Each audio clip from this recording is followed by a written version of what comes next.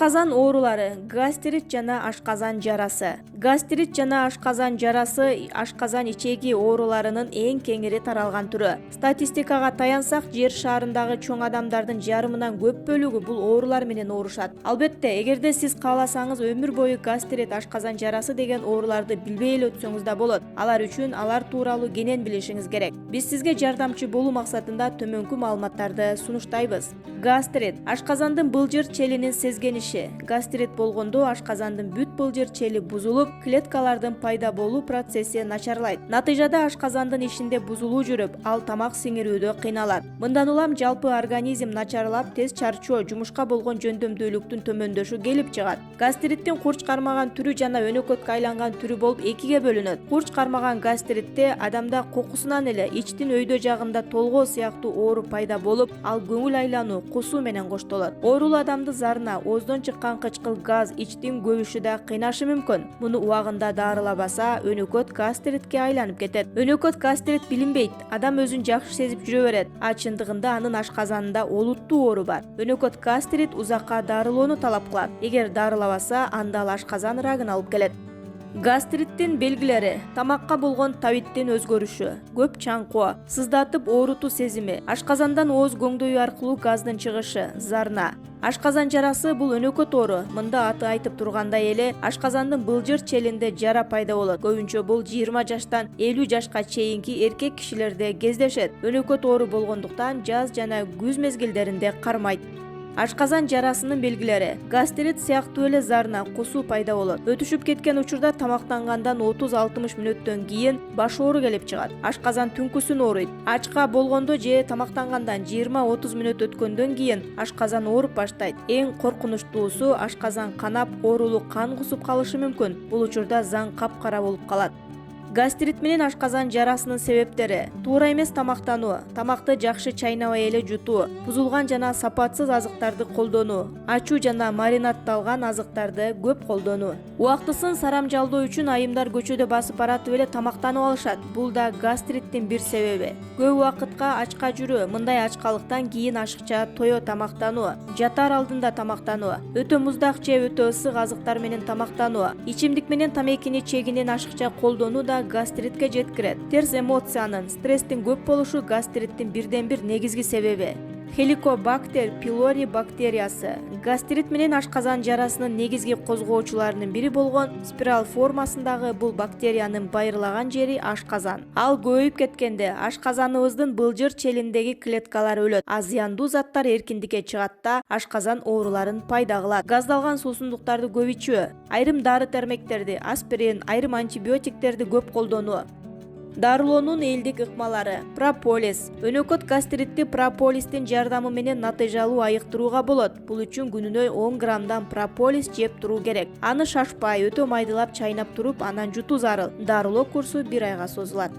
Чычырканак менен бал. Буларда гастритти айыктырууда колдонулат. Дарыны жасоо үчүн 3 чоң кашык чычырканактын үстүнө 1 стакан суу коюп, 10 мүнөт кайнатасыз. Тундуруп алып, ага 3 чоң кашык бал кошуп, жакшылап аралаштырасыз. Мындан күн сайын эртең менен ачкарын 1 чай кашыктан ичип турасыз. Ал эми чычырканактын өзүнүн ширесин сыгып алып, 1 чай кашыктан күнүнө 3 маал ичүү ашказан жарасына пайдалуу. Ширени тамактанууга 1 саат калганда ичүү зарыл.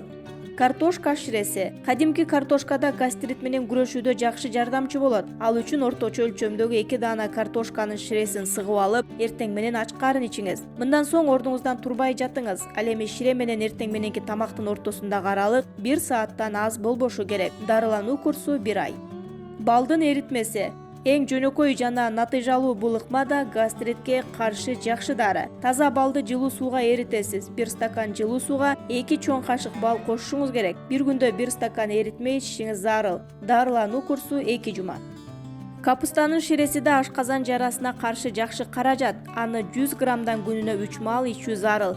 Дарылануу курсу 3 жума. Айран, өсүмдүк майы. Күн сайын жатар алдында 1 стакан жаңы айранга 1 чоң кашык өсүмдүк майын аралаштырып ичүү кажет. Бул аралашма ашказандагы жараны жакшы айыктырат. 1,5-2 ай үзгүлтүксүз ичкенде жаранын толугу менен жоголуп кетүү ишеними бар. Жумуртка. Ашказан жарасынын өтүшүп канай баштаган учурунда жумуртканын агы жакшы каражат. Күн сайын эртең менен ач карын 2 жумуртканын агын ичүү керек. Андан кийин 1,5 сааттан соң гана эртең мененки тамакты ичүүгө болот. Жатар алдында да 2 жумуртканын агын ичүү зарыл. Бир жумадан кийин ашказандын канаганы токтойт. Гречка. Чийки кургак гречканы көмөч таңга жеңил кооруйсуз. 3-4 чоң кашык куурулган гречканын үстүнө кечинде 10 чоң кашык кайнак суу куюп, үстүн жаап коесуз. Эртең менен жеп аласыз. Дарылануу курсу оорулуунун абалына жараша 1 жумадан 1,5 айга чейин. Бул ашказан жарасы өтүшүп кеткен учурга жакшы каражат.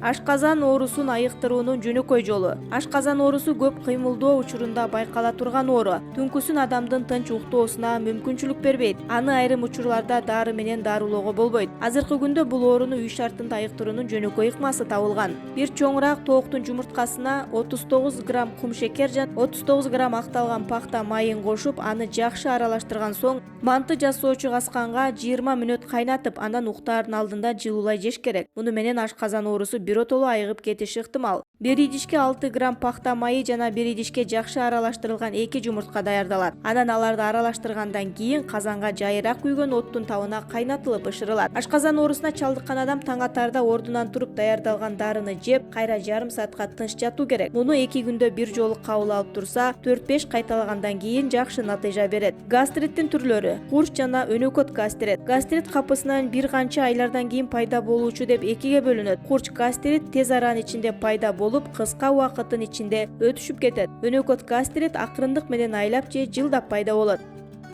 Гастрит учурунда кайсы тамактар пайдалуу? Гастрит учурунда пайдалуу тамак аштар: нан, буудай унунан жасалган нан, майлуу эмес сулпеттер, туздуу эмес майлуулугу аз май, ун азыктары, кайнатылган макарон, кургатылган нан, сүт азыктары, сүт, айран, быштак, кургак сүт, каймак, суусундуктар, ширелер, сүт, чай, компот.